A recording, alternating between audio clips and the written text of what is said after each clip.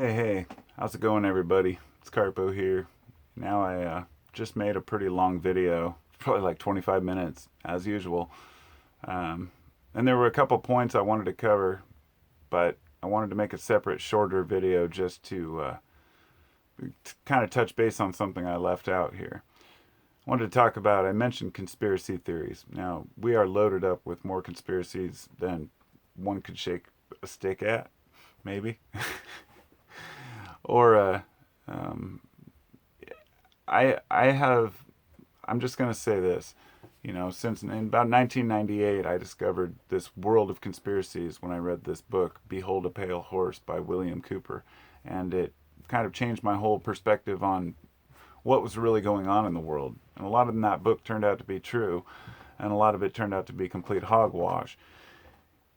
And I don't want to talk about specifics because that goes nowhere. The one thing that I think we've all learned is that when a person believes something, they will dig in their heels further in order to prove their point. And if you disagree with them, all they'll say is that you're just brainwashed, right? That you're the one who watches too much CNN or liberal propaganda or right wing propaganda.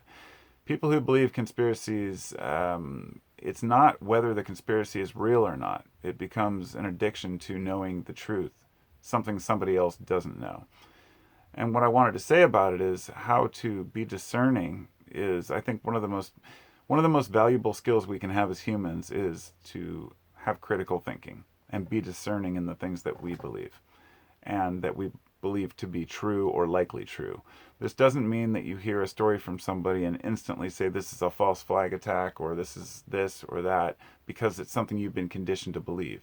In other words, an event happens the same day some conspiracy channel says, like Alex Jones says, oh, it's a false flag attack, as if that media outlet has more information and access to the truth than anybody else. And the thing is, people believe it because they want to believe it. And there are many reasons why. There is a condition I don't recall the name of, but it's a human condition where the larger of an event that happens, the more likely people are going to want to find a rational, explainable explanation and reason for it. And that means usually blaming another human or a group of humans or people.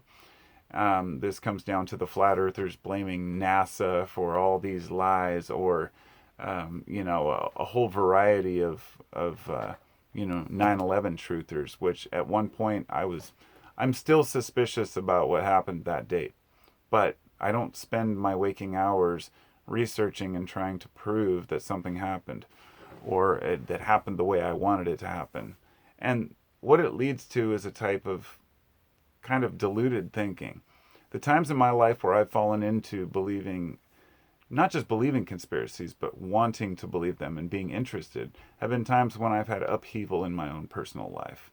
Times when I have felt like I don't have trust, especially.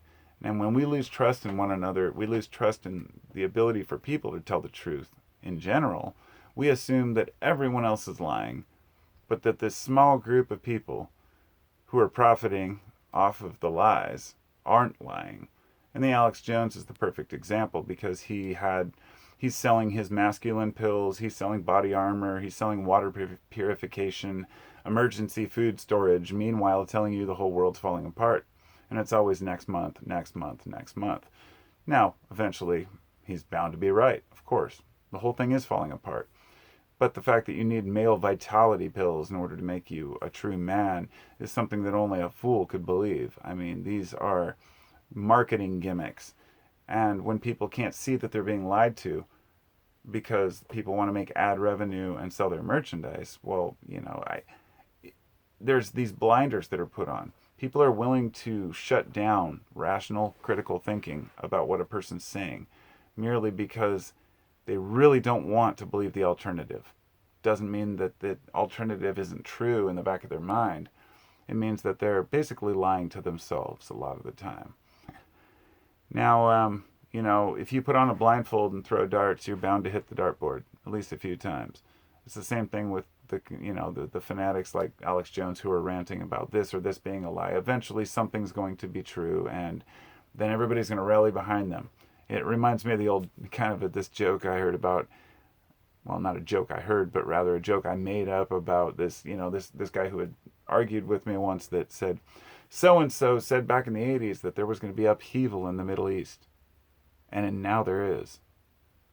And I asked the guy, has there ever been a time in history where there wasn't upheaval in the Middle East? I mean, if you predict that the sun's going to come up tomorrow, that's about the same likelihood. Uh, pretty likely. So anyhow, in order to navigate this shit, we have to let go of everything that we think is true, and but at the same time, not believe that everyone is lying to you and that you've been lied the whole time. It's this when people talk about being woke. Now I realize everybody's a liar and that nothing's true and we're not really here and everybody's invisible and we're in some quantum state and maybe we're in. Even when like Neil deGrasse Tyson says, "Oh, we're likely in a simulation," I'm like, just facepalm. Like, what does that even mean?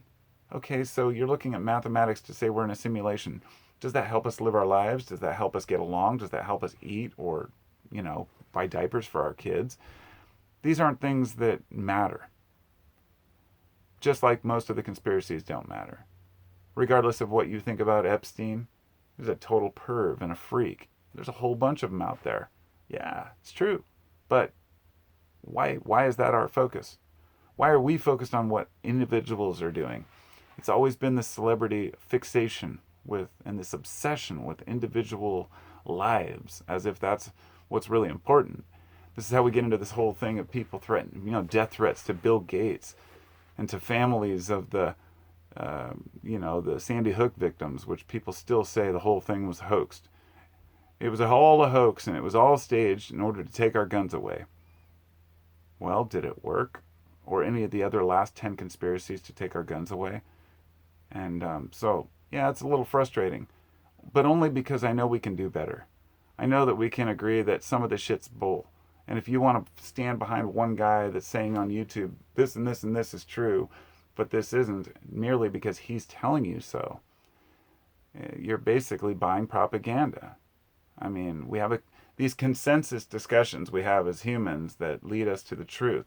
And often the truth is a conspiracy. But more often than not, the ones that people focus on aren't. When somebody the other day brought up JFK to me, and whether, the whole thing started getting into the details, I said, I don't care. I'll never know for sure, and you'll never know for sure, and really it doesn't affect my life whether JFK was shot by an individual, by his own government, by a foreign government, by the left or by the right. I don't care, because it doesn't matter. You look at the information and you move on. That's my opinion on it. So I just wanted to say that the best way to avoid falling into these traps is to, beyond looking at the comments in a particular video, which is telling, just use critical thinking. It's something we all have, and there's no excuse for not using it. There really isn't. I'll talk to you later.